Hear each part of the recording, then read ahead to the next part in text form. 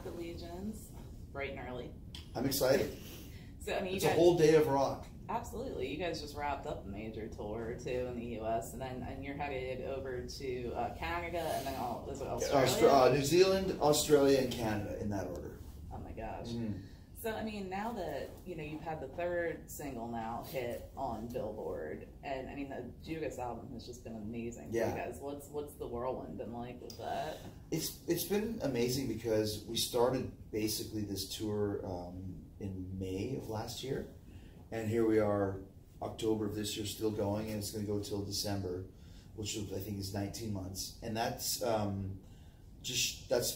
goes to show how popular the record is. Like the more places that you play, the longer the tour is, the more dates that get added. That's directly because of the popularity of the record, aka the popularity of the band as well. So it's been, we were wanting and working to get to the next level. And here we are, like you mentioned, 3 top 15 singles basically at this point. Sellouts all across the country, playing in countries we've never played before, or countries where we haven't been for years, like Australia. It's been 5 years since we were there. And that's all directly related to the success of Judas. So it's been a very, very gratifying year and a half for us, knowing that this was going to happen. But now that it is happening, it's pretty cool. Did you have a feeling during the recording process, when you were putting the album together, even 1 or 2 songs in particular that stand out, and you were putting it together, and just have a feeling that there was something special about the album? Well, like Judas, the song, is like our career song. It's our signature song at this point. It's like our Welcome to the Jungle, or You Shook Me All Night Long, or Enter Sandman, or whatever you want to say. Now, do you know it's going to be that popular when you're recording it? Of course not. Nobody knows for sure. Right. I did know the moment I heard the demo that, okay, that's the first song on the record, that's the name of the album, and needs to be the first single. And there was a little bit of a debate about that, but eventually Judas was the first single, and it was the first, it went to number 5, which was the biggest song we'd ever had. And it took like 28 weeks to get there. So it shows that there was a lot of people opening their doors to Fozzy that originally they were shut for us because maybe people didn't know us or whatever it was, but now they do. And that's why it made it easier for Painless to get into the top 10, quicker for Burn Me Out to go to number wherever we're at right now, 15, 17, whatever it is. So you can see how you want to get to a position like a band, like say Shinedown or Papa Roach, they're here today. Disturbed. Those guys put out, a Chinese menu singing about Szechuan, and it'll go top 10. And that's what you want, and that's kind of where we're getting to at this point. That's amazing for you guys. Is it hard for you still to balance between, the band, the wrestling career, and all of that? Like, I don't know when you find time to sleep. Yeah, right. I didn't till yesterday. Basically, Fozzy is the priority, so everything revolves around the band. And that makes it easier. I'm not full-time wrestling, haven't been for years. Right. This year, I think I'll end up having 5 matches, maybe 3 or 4 of them in Japan. So it's just time management. And we put together kind of the schedule for the band, and then anything other than that, if there's things that are interesting to me, then we fill that time with other projects. So was there anything from the Judas recordings that didn't make the cut that you guys would go back and revisit for the next album, or you guys kind of just finished with it? we wrote 11 songs for the Judas record, and that's so many songs on the album. There was a 12th song that we had, dabbled with a bit, but it wasn't really coming together very well. And it's like, why continue working on it? If it's good enough to write it, it's good enough to use it.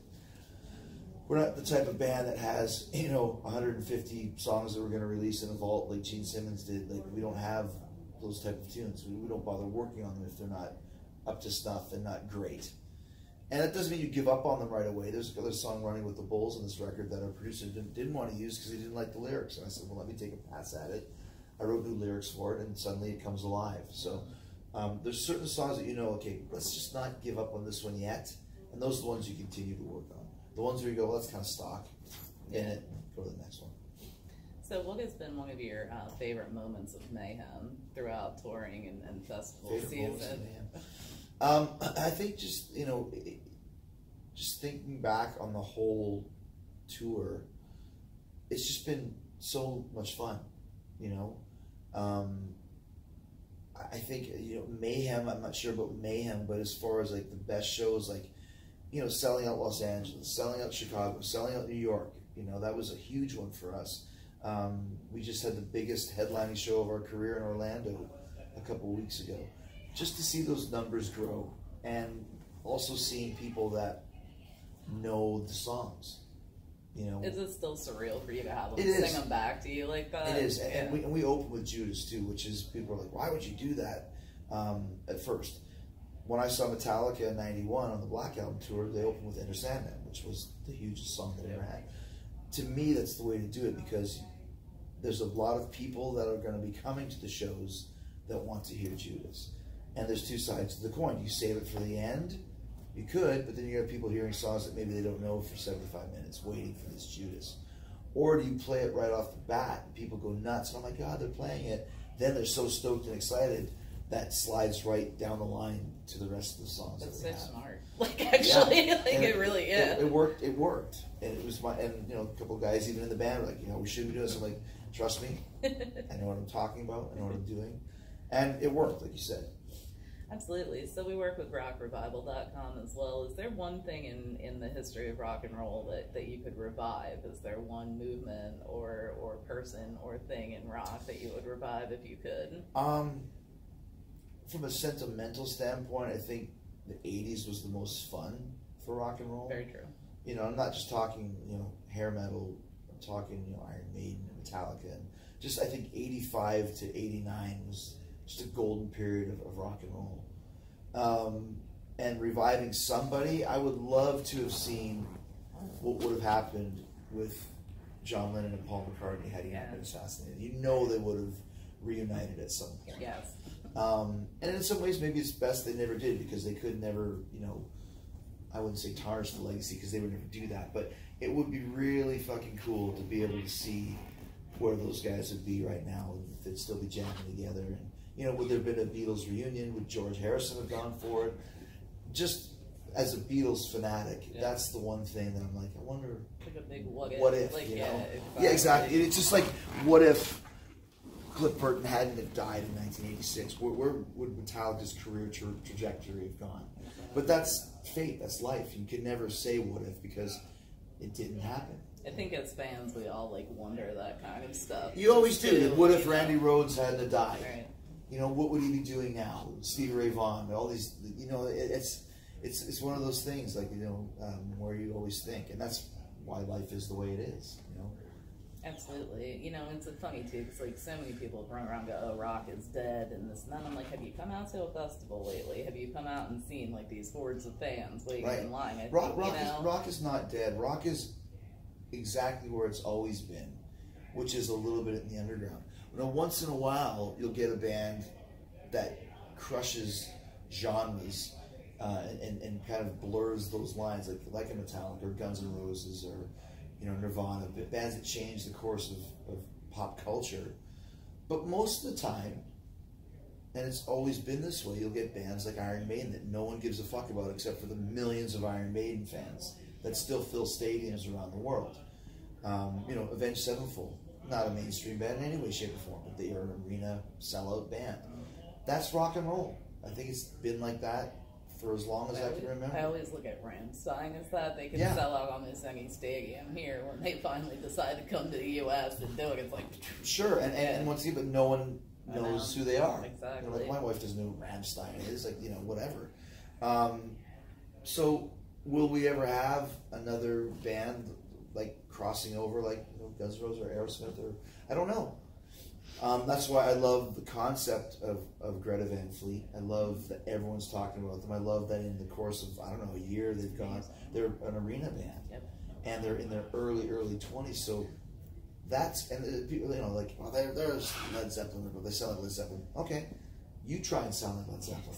Not the easiest thing to do. So I think that those guys and that success with playing that heavy style of music is just better for my band. You know, the more bands like that can kind of break through to the other side, the better it is for Fozzy and everybody that's playing on this festival today. Absolutely.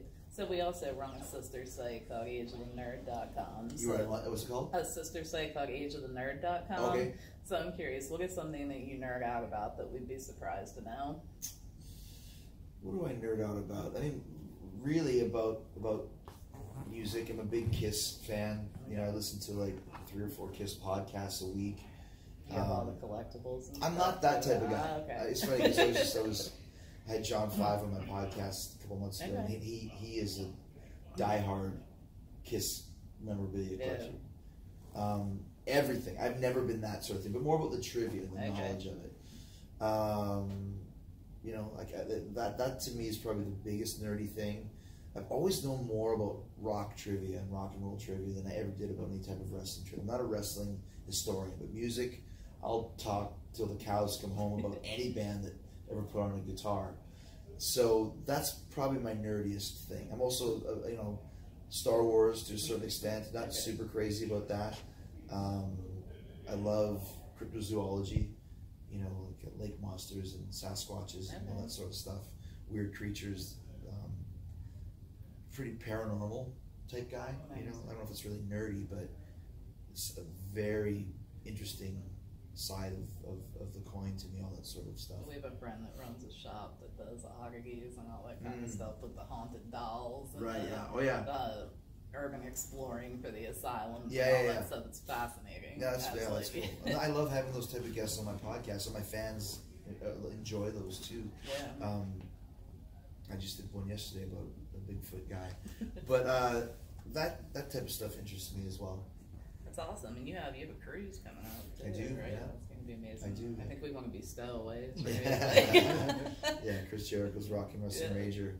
Yeah, we played the Kiss Cruise 3 years ago. Fozzy did, and when I got off the boat, I said, I can do this. I want to do my own cruise, rock and roll and wrestling, combine it with live podcasts and comedy and paranormal, and that's what we did. And it's been 3 years of work, and we went on sale last September, and here we are 3 weeks away, and it's almost sold out. It's going to be amazing. We're really, really excited about it. Absolutely. Well, I want to thank you so much for taking a few minutes out to speak with me. My pleasure. Thank you. Sounds like you're going to be very, very busy for the rest of the year with everything. Yeah, it's good though. That's what you want it. Absolutely. And thank you so much. Thank you so much.